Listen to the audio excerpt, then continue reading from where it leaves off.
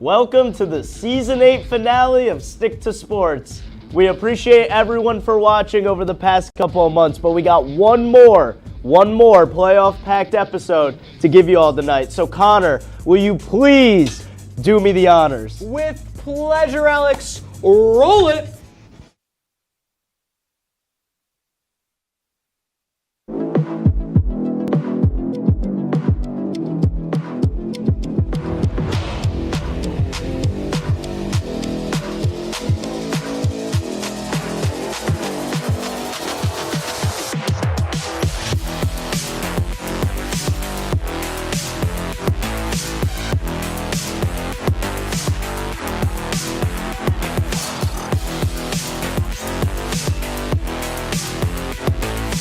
Well, gentlemen, one game has been played in each series around the first round of the NBA, and tonight we're going to dissect both 3 versus 6 seed matchups. We'll start with the 3-6 matchup in the East, as my New York Knicks took Game 1 at the Garden against the Detroit Pistons. The Knicks went on a remarkable 21-0 run in the fourth quarter to secure a 123-112 victory. Alex, what are some of the key takeaways from this electrifying Game 1 at the Garden?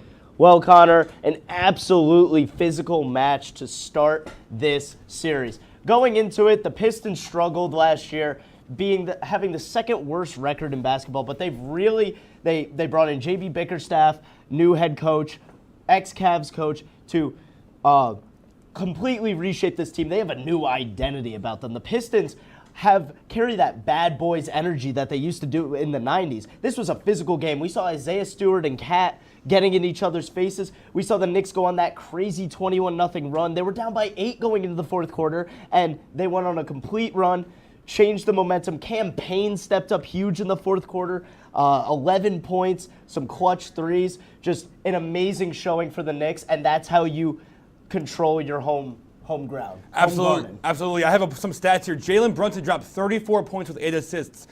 Cat had 23 points with 11 rebounds. Those are things that win games. Just do the little things first to help you win in later, like the Knicks did. Yes, I mean, you didn't even mention OG Anunoby, yep. 23 points and 7 boards. I mean, this team has a beautiful amount of depth, especially with that starting 5. And then moving into the bench, you got a little bit too. Guys like Miles McBride, Cam Payne coming in and doing a decent job of keeping this game and the momentum going. Absolutely. 100%, and 12 of those points from Jalen Brunson came in the fourth quarter. I mean, he's the front runner right now for the most clutch player in the league. Certainly looks like he's going to win it. Absolutely. But staying with the East, the Indiana Pacers routed the Milwaukee Bucks last Saturday in Game 1. Despite Giannis Antetokounmpo's 36-point double-double, the Bucks supporting cast gave him no help, resulting in a 19-point loss. Sammy, do you think the Bucks have a chance to bounce back in this series? And if so, how? Yes. I mean, I always love an underdog. Without Damian Lillard, I think that this Bucks offense is really struggling.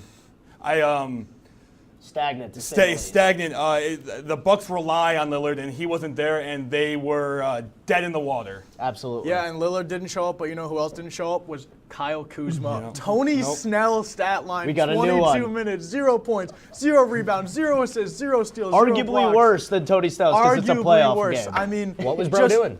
Unacceptable from Kyle Kuzma, who's a veteran. I mean, he's been in this league a decent amount of time. He should be performing in these big games that really matter, and he's not. NBA champion, Kyle Kuzma. He's been there before. Don't forget about that. Don't forget that, guys. Yeah, no, but what stood out to me in this series is just, I mean, we were saying it behind the closed doors before, like, it is the biggest mismatch of role players that I've seen in a minute. Andrew Nembhard might be one of the best role-playing risers in the playoffs. Amazing. He steps up every playoffs. Aaron Nesmith, great quarter 3 specialist. Siakam and Turner, like huge presences inside. They're a fast-paced team. They're going to run circles over the Bucks. I mean, I couldn't agree with you more. Indiana was able to completely dominate Milwaukee with their best player, Tyrese Halliburton, only scoring 10 points. I mean, they don't need Halliburton to score points. Talk about depth. Yeah, absolutely. Yeah, I mean, 6 different players scoring double-digit points, 10 or more. And, I mean, Tyrese Halliburton did only score 10 points, but he did finish with a double-double, 12 assists on the night. So they move the ball, too. Playmaker. They're a really good team. I think they're scary. I think they're a sleeper for making a deep run here in the playoffs. Totally agree. Moving on to the West, my glorious king, LeBron, struggled in his first game on the 2025 playoffs. His new teammate, Luka Doncic, did all he could, dropping 37 points against a hungry defensive team in the Timberwolves. Mike, I'll bring it to you. How are the Timberwolves able to overpower my Pookie LeBron?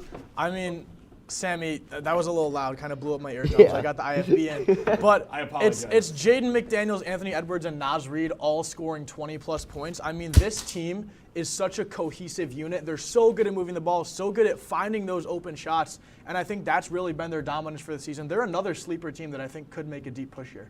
They're another team just like the Pacers that are just so well-rounded. I mean, Naz Reid's 20-plus points came off of the bench. And for a Laker fan, I'm worried. When my head coach, J.J. Redick, was quoted saying he's not sure if they were physically ready for the Wolves and that they didn't have enough energy. I mean, it's the playoffs. How are you lacking energy with LeBron as the leader of your team? What is going on in Lakerland, Alex? Going up with that physicality that you mentioned, it's just they are two completely different stylistic teams. Like the Timberwolves have length. They have depth. They have height.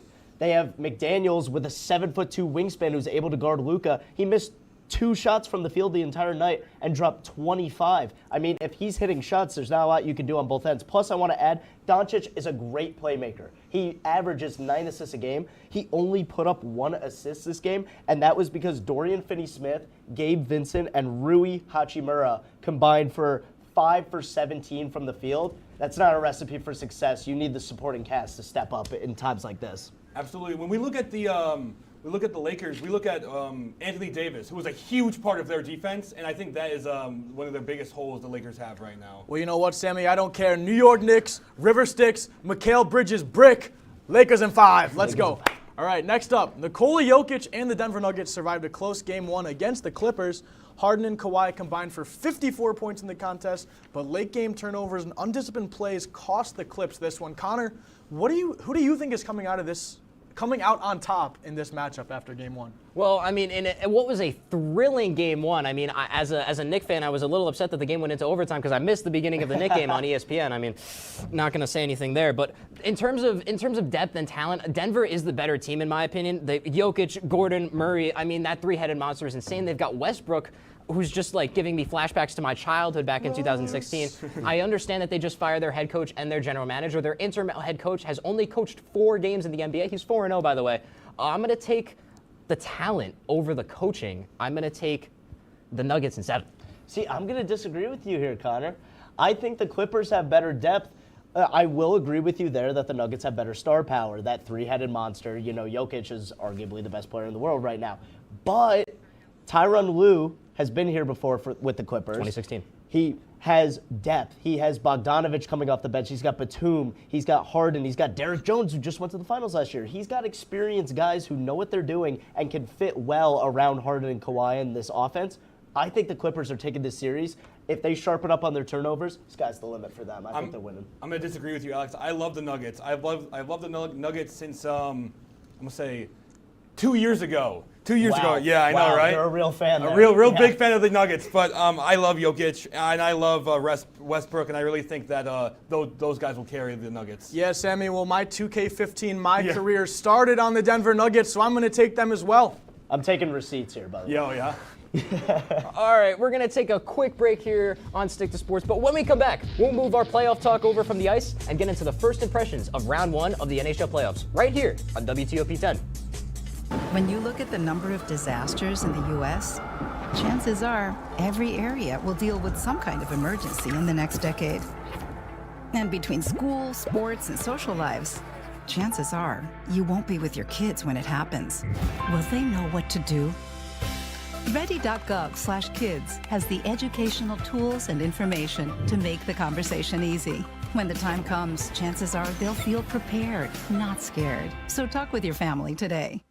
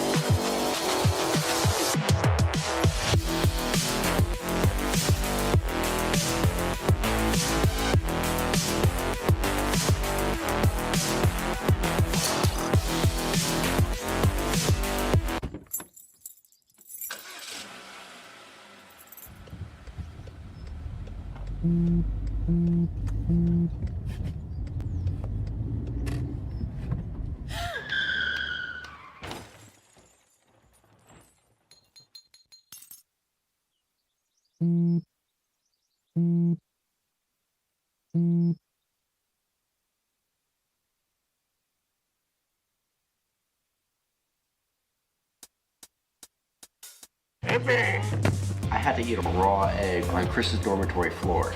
I currently don't have any federal pending charges. You know what you never did? You never walked to Walmart, Chris. That's my co-host. This is for making the roast Pop-Tarts. It's showtime, Chris. Come on. I want to be on the air for that. I got a couple things to say. No. Spin the wheel. But you got censorship. Welcome back. Welcome back. Welcome back to. And welcome back to Stick to Sports.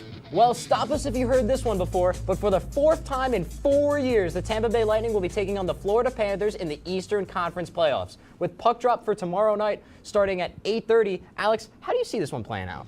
Well, this is going to be a matchup that we've seen a lot, but could be shaping up to be the best matchup we've seen yet.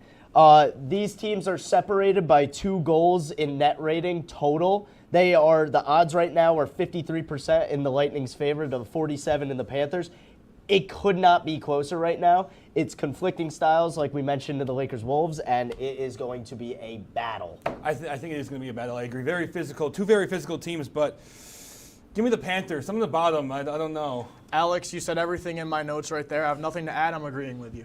I mean, you look at the star power in this matchup. The league's top scorer, Nikita Kucherov, over there for Tampa Bay, and then the returning Matthew Tkachuk to go on the rat line of Bennett, Tkachuk, and Marchand. I mean, it's certainly going to be a barn burner down there in Florida. Got to see if Tkachuk stays healthy, though. He's had on and off battles throughout the years. But from the east to the west, we go, and Avs fans look away. After trading him away to the Carolina Hurricanes earlier this season, star winger Mikko Rantanen is back. However, this time as a member of Colorado's Central Division rival, the Dallas Stars. Despite being 4 points better in the regular season, the Stars got blown out of the water in Game 1, losing 5-1. Sammy, can Dallas respond in Game 2? I want to say yes, but demoralization is a huge thing in sports, especially in the playoffs. And losing 5-1 against your opponent is one of the biggest demoralizers your team can happen. I mean, that could happen to your team. On your home turf. On your home turf. Like, they BTA. That's all I have to say. Keep that censored. Well, I think if the Avalanche play like they did in Game 1, the Stars don't stand a chance. I mean, just a dominant performance. If they can keep that up, I think they'll beat the Stars in 4 games. I couldn't agree with you more, Mike. I mean, when you look at Colorado over the past few years, ever since they won that cup, they kind of lacked depth scoring and also scoring from their secondary players. That was kind of the story of every single playoff run since that cup win. Hence, they're trading away of Mikko this year. They got some depth pieces, and now let's see if they can make some noise.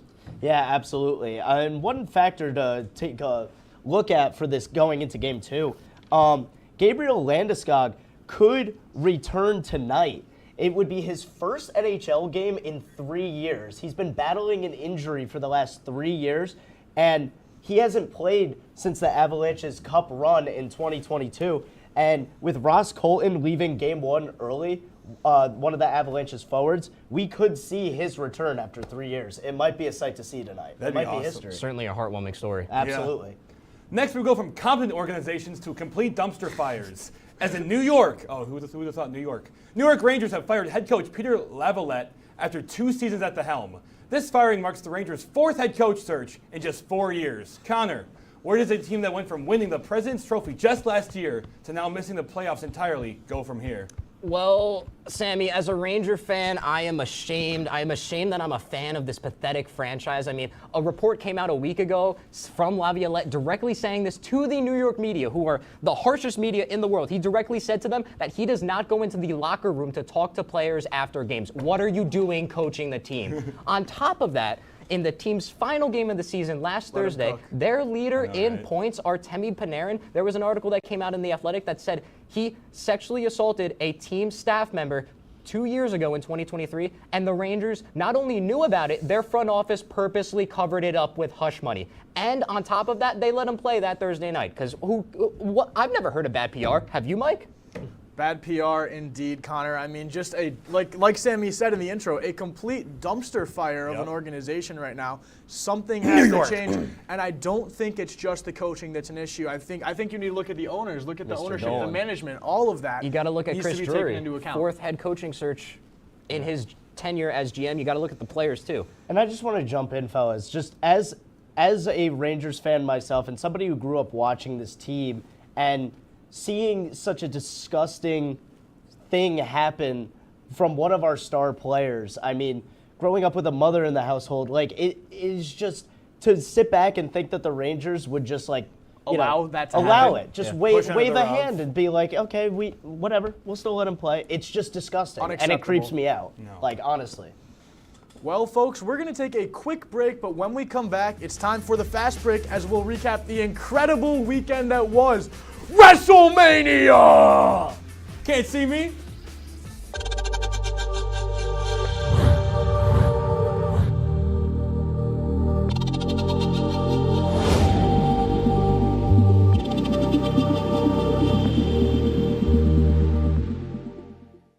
Say, President Stanley, whenever there's bad weather, who would you turn to? I'd turn to Storm Team 10. No, right but you've here. got to say it like this. Storm Team 10. Say it with me. Storm Team 10.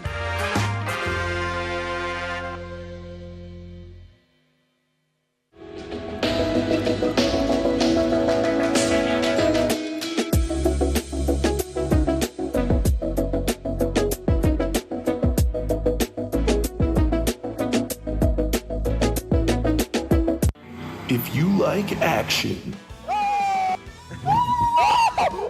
romance, if you're watching this, and highbrow humor, surface is this. Floor. Minch did not legitimately put his head in the toilet. there's only one place to turn. Tune in to new episodes of Oh boy! only on WTOP.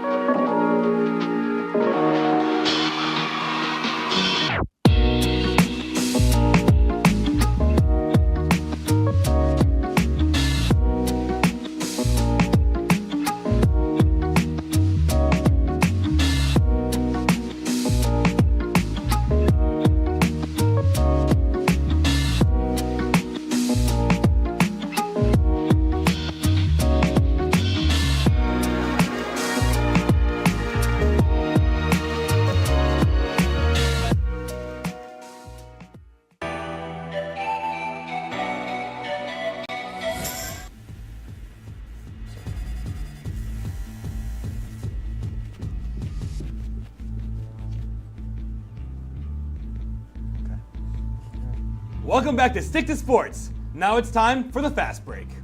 Well, guys, we were treated to an absolute banger of a show on our opener on night 2 as Io Sky defended her Women's World Championship in a triple threat match versus the EST Bianca Belair and Rhea Bloody Ripley. Mike, what are your thoughts on this instant classic? Well, yeah, Sammy, it's Rhea Bloody Ripley, but I thought this was a phenomenal match. I was a little unsure going into WrestleMania how this was going to look just because of the build-up, because Io Sky was so off to herself, didn't even feel like she was really a part of the feud unless she made herself a part of the feud. It was really just Bianca and Rhea butting heads back and forth for weeks, and then eventually Io Sky said, I've had enough. This is my title. You need to respect me. Yeah. And she proved it. I mean, a phenomenal moveset from all three women, and Io Sky took the cake. It was just a beautifully done match. I mean, I wrote down top 3 right now in my notes. Are these the top 3 best women that we've seen? I mean, they certainly put on a masterclass on Sunday night. And to be honest with you, I mean, you talked about Io trying to prove that she belonged. That was the story of the match. I mean, it came down to Bianca Belair devoting all of her attention just on Rhea Ripley, and that allowed Io Sky to climb to the top rope, capitalize on that moonsault, and ultimately walk away, and still your women's champion. Absolutely, Connor. That moonsault, like you mentioned, had me on the edge of my seat, had me go. Couldn't believe the reactions. But I just want to say, Sky proving herself is amazing, great storyline. The WWE has done such a good job of creating these narratives and storylines. As somebody who's not as familiar with all the lore, and I get filled in by my good buddies here sometimes, I love watching it, but understanding the lore and watching these guys' reactions as they see their favorite wrestlers, it's quite amazing to see all these narratives unfold in front of my eyes. So I'm as much as on board as the next guys here. It's amazing to see. All right, from the women's to the men's triple threat we go. Match we go.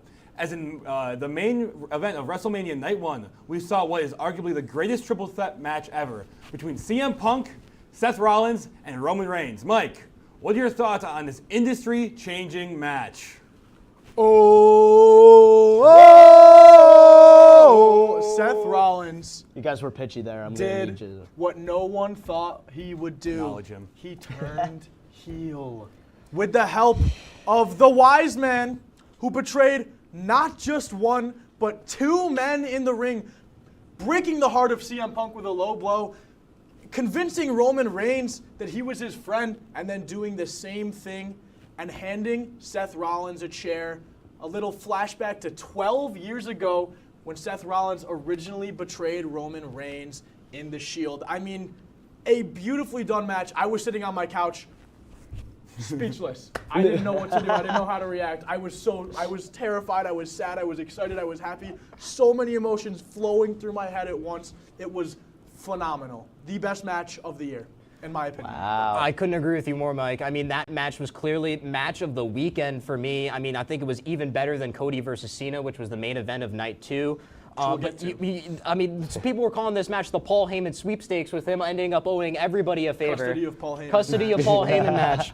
But I mean, the storytelling, as Mike mentioned, was just so beautiful. You see Heyman come out with his longtime best friend CM Punk, someone who he's had a relationship with for over 20 years, and then to betray him. And at the moment, Roman Reigns instantly thought, oh my God, my wise man, yes, we just spent the last 4 years together. You were in my corner for my whole 1,000-day championship reign. And then he betrays him and aligns himself with the evil, the architect, the visionary, the future of the WWE, Seth Rollins. It has been the weekend of betrayal for sure. Absolutely.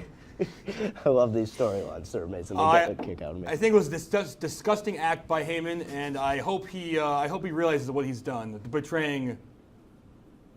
Acknowledge him. The tribal chief. All right, WrestleMania, the biggest WWE event of the year, happened yesterday, and it was certainly one for the books. John Cena controlled the entire match, seemingly mocking Cody and the company while dominating. Mike, what are your thoughts on this event, and what do you think this means for the future of the World Wrestling Entertainment Company?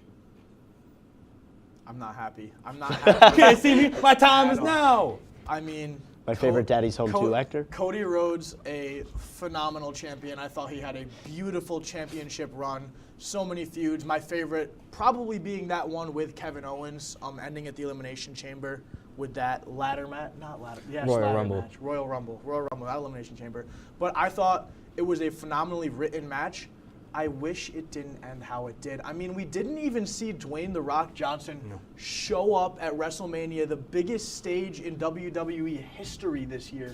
Las Vegas, it doesn't make sense that he's not there. But Travis Scott comes out and takes a crossroads in the middle of the ring.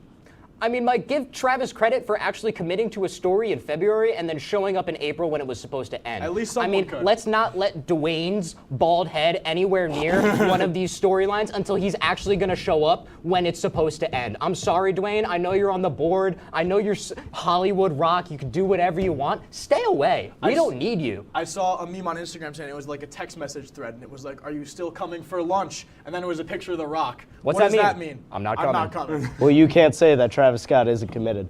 But we are going to take a quick break here on Stick to Sports. When we come back, we are going to have our extra innings segment, and we will be picking our favorites for the 2025 NFL Draft. Don't go anywhere. You're watching Stick to Sports on WTOP 10. Would you like to try snacks from faraway lands? Or snacks with bizarre flavors? How about snacks in new ways? Or snacks you've never tried before?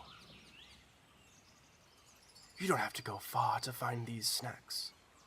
They can all be found here at Snacks on West 1st Street.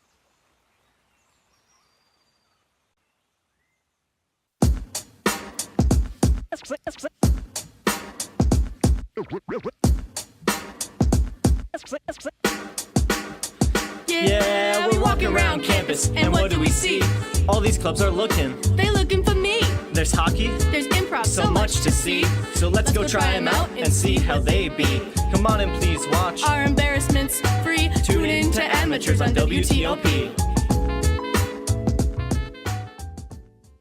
Happy Friday, Lakers, and another beautiful day here in Oswego, New York. I'm DJ Don Perone, and I'm happy that you're starting your weekend off right listening to WNYO 88.9 FM, the Laker Radio Network. I said There's no room for us. There's no room. Never lives are changing. Promises keep slipping. And I always knew it wasn't you. It wasn't you. Now our lives are changing. Promises keep slipping. And I always knew it wasn't you. It wasn't you.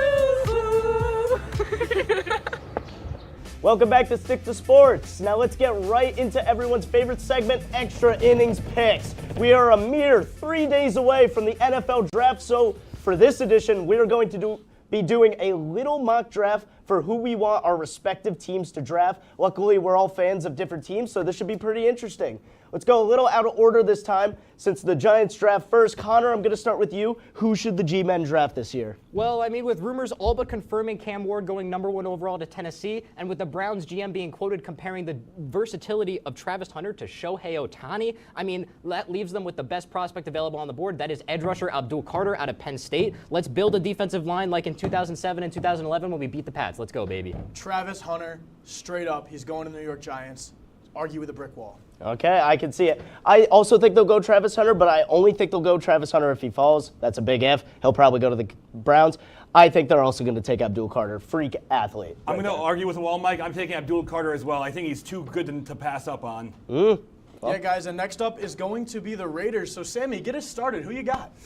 Well, the Raiders are in a total state of rebuild right now. You know, I don't even need to tell. I don't even need to tell you guys. Geno, you have Geno. I think they're going to give Geno some help in the backfield. I think they're taking Ashton Genty at the 6th overall pick. I'm going to agree with you right there, Sammy. I think they need help in that backfield. They don't have a lot of talent right now. I think Genty, most explosive player in this draft, put him in that backfield with Geno. GM John Spytek was quoted saying he does value running backs. Unlike the rest of the league, I've got them taking Genty. They're not taking Genty. They are taking Jalen Walker and making the scariest edge duo in the NFL. Jalen Walker, Max Crosby, terrifying. Marshawn Lynch 2.0. But next, we are going to go to my team, the New York Jets, another dumpster fire. However, I do believe that the offseason moves have been great, and I think that the draft will be even better because I believe we are taking Armand Membu, right tackle out of Missouri. He has not given up a sack all season in his college career. He is going to be our right tackle for the future. We'll set our O-line for Fields. 100%. Justin Fields, they got Justin Fields in the offseason. I think the Jets are going to help protect him. I'm taking Membu too. I am taking Tyler Warren. The New York Jets are without a tight end. I don't even know what their tight end's name Stone is. Smart. Stone Smart. Who the heck is that? Who the heck is that? Connor, who you got? I've got him taking Mason Graham if he's available. I think he'll be gone, though, so I also have him taking Membu. Yeah, and last is the Dallas Cowboys. My favorite team. And you guys both said this name already. I don't care. He's going at the 12. Ashton Genty, you are a Dallas Cowboys. Delusional. I know, right? I mean, Mike, I think pigs have a better chance of flying. I have them taking T-Mac. The Cowboys are in desperate need of a wide receiver too to pair with CeeDee Lamb. T-Mac, best wide receiver in college football last year. You took the words right out of my face, Connor. I also have them taking McMillan. I think he'd pair up nicely with Lamb. Give me Tet Miller at 12. I'm not going to take Tet because I think Tet's going to go earlier. So give me Matthew Golden. I think he'd be a great wide receiver to help develop under CD. Would be a great complimentary piece. Yes. Absolutely. Well, folks, that's all the time we have on this episode of Stick to Sports. A humongous thank you to everyone who watched our show over the past 4 months. We really appreciate you. And we also want to give a thank you. Let me pull up my list here to everyone on our crew. So we've got Aaron McCarthy, our assistant producer, Eric Palmieri, our director. We've got Andrew Clark as our TD, Austin Claus as our graphics, Riley Jones on audio. Connor Sangus, it says here on the camera, you're clearly not working the camera. Thank you, cameraman. No problem, guys. It's our lovely floor manager, and Joe Seidman, our wonderful teleprompter. It's been a great semester, and thank you to anyone else who helped out throughout the semester, filled in for other people. It's been a great year, and we are so grateful for everyone at home and everyone here. Thank you, everybody, so much for tuning in just throughout the entire year. A little early to say this, but have a great summer, everyone, and we'll be back in the fall right here on WTOP 10. Y'all better be back. Enjoy your sports.